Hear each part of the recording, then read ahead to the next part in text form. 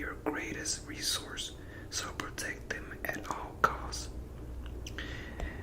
These associations are more than simply mentors to mentees.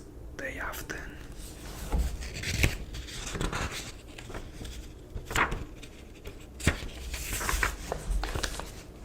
are the critical conducts that empower you to be in the right frame of mind and the right setting to evolve to your next level.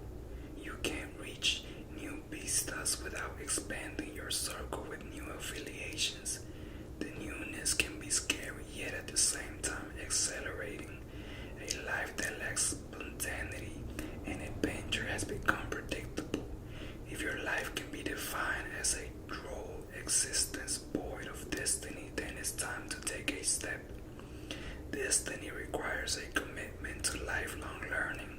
No matter how much you think you know, always be willing to take another step of growth to your destiny. Failing to grow into new horizons can blind you to the beauty of life's adventures. You become like a plant that outgrows its container. Have you ever purchased or been given a plant that grew to the confines of its container? If you decide to shift the plant to a larger spot, you may notice the roots have grown to the shape of the receptacle that holds it. If you hadn't replanted it into something larger, the plant will remain the same size. That happens to people too. They grow only to confines of their environment and will grow no further without being taken to a new arena. If you're the brightest in your circle of associates, you need a new circle, a wider circle. If you're the most accomplished, broaden your group. You will be able to stretch yourself so much farther once you determine not to let your current situation define or constrain you. Add someone to your life who is smarter, more knowledgeable, or accomplished than you, and make learning from that person's experience part of your destiny. A mentor will push you to grow and help you move into a larger arena to gain new exposure and expand your knowledge.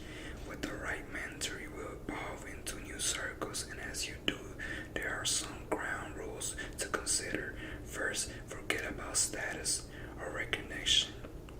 When you move into your new circle, you may be allowed in the circle you came from, but you may have to serve in this one.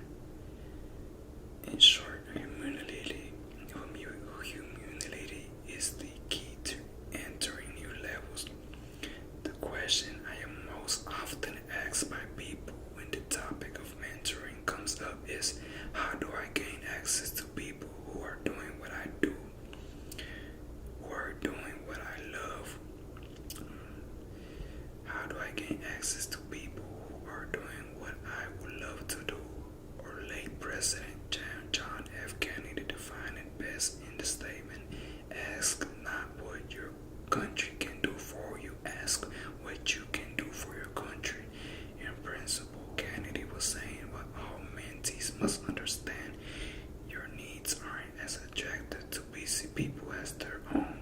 What you can get from them is not their primary concern, so the relationship should be focused on seeking opportunities to add value to those you want to glean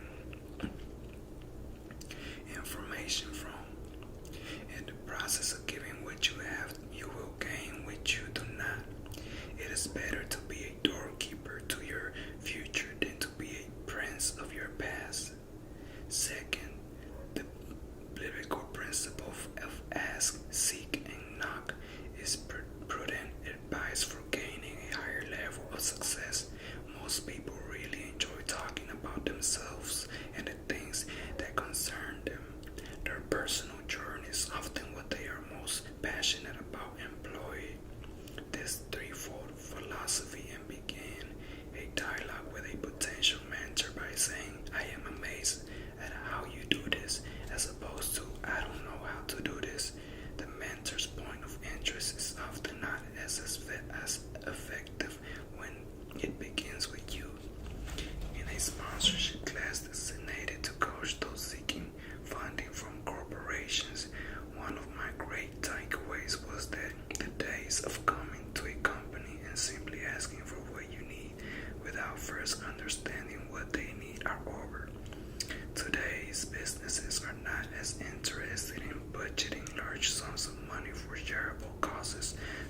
as vitals as they once were. They are interested in forming partnerships that enhance their corporate mission, values, and concerns before asking them for money. Do your homework to effectively understand what the company needs and how. What you do intersects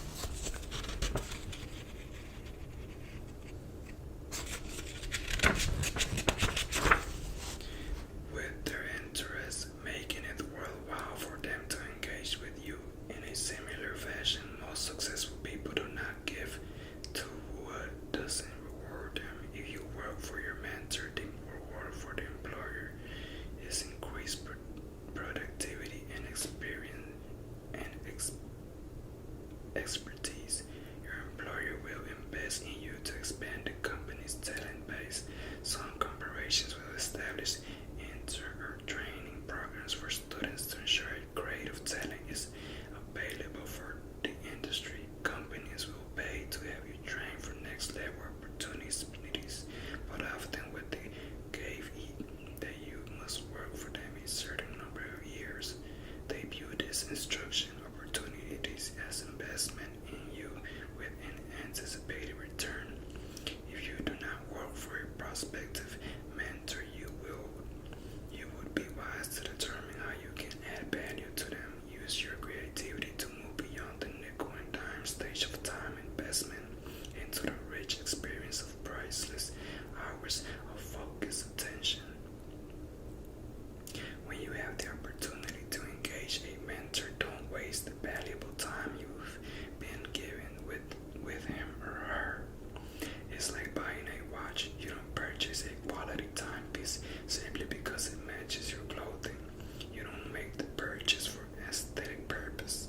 Purposes alone is more important to have the correct time. Similarly, not having the right sense of time to engage your mentor will quickly move you from asset to liability, even gross pain in the rear. Instead of carefully choosing a few questions to ask at the right time can be the gateway of gaining rich information. The art of communication is much like music. Timing is everything. Sometimes the composition calls for fortissimo and at other times pianissimo. The silence between the notes is just as important as the notes themselves. When seeking time with a mentor, sometimes you may need to come on strong but know how to take a softer approach. Also, when you need to engage a mentor, maybe the smart thing to say is, Fred, please allow me to take you to lunch. As opposed to, Fred, when can I get on your calendar and share my struggles with you? You can't have a positive outcome if your teacher is secretly wishing you would go play in traffic. Don't be a nuisance. Knocking before entering is a common courtesy in an office or a home. It is also true with getting attention from those whose wisdom and insight you seek.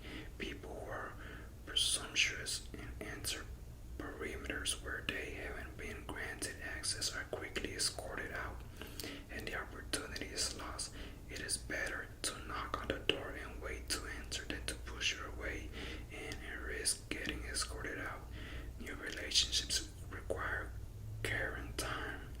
They cannot withstand the same liberties as old associations. When you establish a relationship with a mentor, give it time to grow to a point of familiarity. No matter what the nature of the mentorship, seeking permission is always a sign of respect. Third, know the value of on-the-job training. Admittedly, education can do much to prepare you for job performance, but it does little to equip you for the environment in which the job must be performed. NASA trains its astronauts